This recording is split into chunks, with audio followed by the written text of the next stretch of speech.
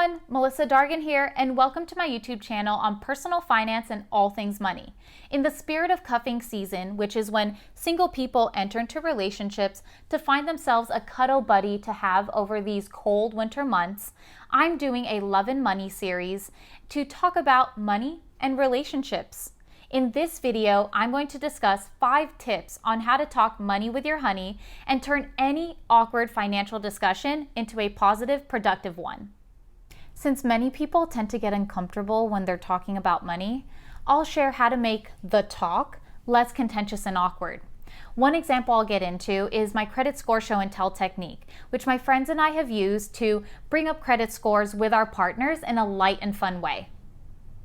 Overall, the goal here is to help you get financially naked with your partner and have productive money conversations, which will help you strengthen your relationship because lasting relationships require financial intimacy.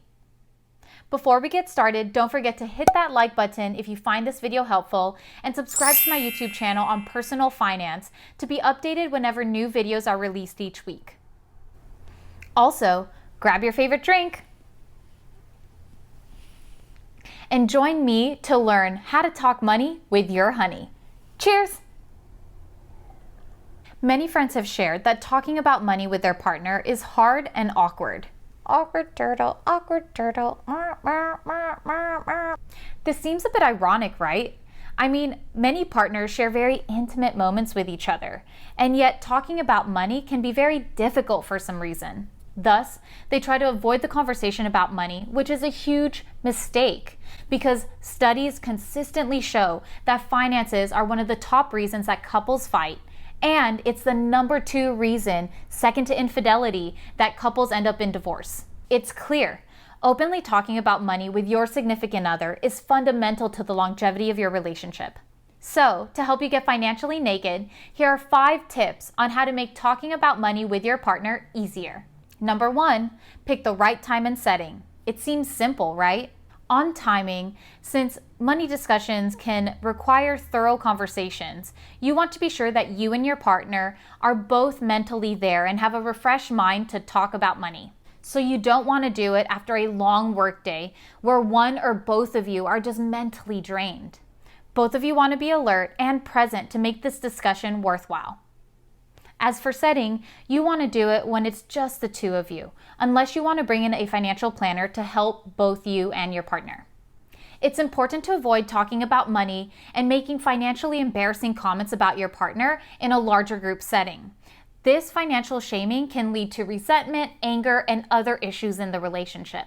Money matters should be private. It's best to have this conversation away from family, friends, and other people not directly involved. Tip number 2, make it casual, but plan. Start by coming up with a list of financial topics that need to be discussed. It's important to have direction on what you want to talk about, whether it's planning your next vacation, buying new furniture, or remodeling your kitchen. You want to be sure that you have a list of bullet points that you want to discuss and not forget. Keep in mind that talking about money does not need to be a serious sit-down. A good example of having a light financial discussion on a heavy topic is my credit score show and tell technique. Before I moved in with and got engaged to Garrett, there were a number of financial conversations we had to have, one of which was signing a lease together because that would tie us together financially. And I couldn't just go up to Garrett and say, "Show me your credit score." While direct, that can be a bit aggressive and make him feel like he needs to be on the defensive. Instead, I found a casual way to check credit scores without making it awkward. I call it credit score show and tell. Over dinner one night, I explained that we should both be transparent about our finances before we move in. Since bank and credit cards now allow you to check your credit score, that doesn't count as a hard request. I suggested that we both log into our bank accounts or a credit card account and show each other our credit scores at the same time. That way I was equally participating. To lighten up the mood, we even put a little wager on who would have the higher credit score. For what it's worth, drum roll please, I won!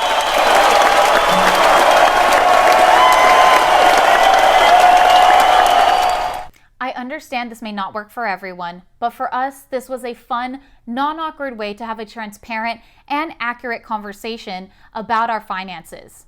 Other friends have tried it too, and they've loved it. Remember, talking about money should not be a fight. If things start to get too contentious, heated, or emotional, what you want to do is just take a step back. Feel free to say, hey, it looks like we're not seeing eye to eye on this. Let's just take a breather and try and figure out what other alternatives there are for us to come to a compromise. And then just take time separately to think about what other options there are, and then come back to the table when you both are calm and ready to discuss. It's important to find solutions that work for both of you. So taking that time, taking a breath, will help you clear your mind and be able to come to the discussion again with options that will work. Another way to make this conversation casual is to have it over drinks or a meal. And for Garrett and I, what we do is we either have it over a home-cooked dinner or we have it over a morning chat where he's drinking coffee and I have my morning beverage, which is either an apple juice or a mimosa. Furthermore, I suggest that you add a reward at the end. So after you're done with your conversation, you have something to look forward to. For Garrett and I, what we do is if we do a morning chat, then we plan a brunch after. So once we accomplish our goal of talking about finances, we treat ourselves to a lovely brunch. This treat allows us to feel accomplished. Tip number 3, break it up into multiple conversations. If you have a number of financial topics that you want to discuss with your partner, you may want to consider breaking it up into segments. When I had the talk about credit scores, that was a standalone conversation with Garrett. We still had other things to talk about, from budgeting to responsibilities with bills. We still needed to have these talks, but we said it at another time. Sometimes it's just best for you to consider breaking up the conversation so that they don't run for too long, they're in shorter segments, and you can get through them. It helps avoid fatigue because a marathon of discussing finances can be very draining. Be mindful, instead of a 4-hour conversation about finances that drags on and on and on, maybe you break it up into 2-hour conversations or 4 1-hour conversations throughout the next couple weekends. Again, each couple is different, so do whatever works for you. If you're the kind of couple who wants to just do it all at once, then do it all at once.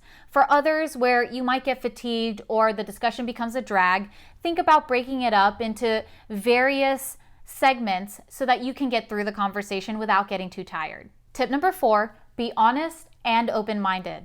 It's important to be honest from the beginning about your finances because financial lies will eventually come to light in one way or another. If you move in together, apply to buy a house, or open a joint account, you may be required to have some financial disclosures and credit checks that is going to bring your financial history to light.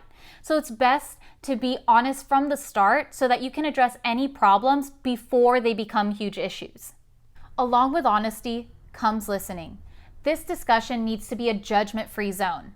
If your partner opens up and shares some of their financial issues, you have to be willing to be open and listen to why their financial situation is complex. Hear them out before responding or freaking out. For instance, when Garrett and I began to talk about our finances, I had to share that I was $70,000 in debt. Before he freaked out about this high number, he calmly sat down and listened and asked, what was the debt from? I explained that the $70,000 was from business school and that I had a plan to pay it back and had a timeline of when I would be done with business school loans. We then talked about how graduate school loans would affect us as a couple and how that might impact us if we're thinking about buying a house in the future. What's great is that Garrett sat and listened before just jumping to conclusions, and that is what you want to do, is to be supportive and listen, because you may find out that yes, while it's $70,000 in debt, it comes from student loans and I had a plan to pay it off. Remember, you are a team. Transparency and accountability are the foundations of successful relationships. You want to establish open and honest communication about money from the very start. Last but not least, tip number 5, strategize and follow through with your financial commitments. During your financial conversations, if you or your partner make any financial commitments, you must follow through. For Garrett and I, we have financial goal discussions twice a year. one at the beginning of the year where we set our goals, and then we set another meeting midway through the year to check up on our progress and see if we're achieving what we set out at the beginning of the year. This way we can track our progress and make sure we are staying on track. Having follow-ups every so often helps you stay accountable to the financial commitments that you've made. I suggest that you and your partner set check-ins so that they become routine and expected. That way, talking about finances becomes normal and part of the relationship. Overall, talking about finances with your partner can be difficult and hard. There's little instruction out there on how best to do it and what works. And if you do it wrong, it can mess everything up. By picking the right time and setting, making it casual, breaking up the conversation into parts, speaking openly and honestly, and following through, you can turn any financial awkward conversation into a positive, productive one. Now, if you found these tips helpful, you know what to do. Go ahead and hit that like button.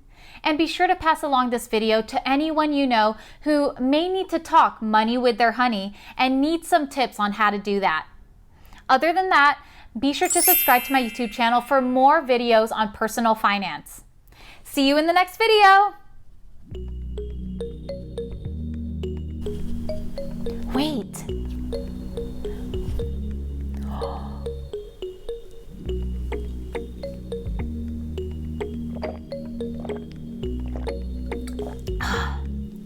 And if you're still here, check out these other personal finance videos where you can learn something from. See you in the next video.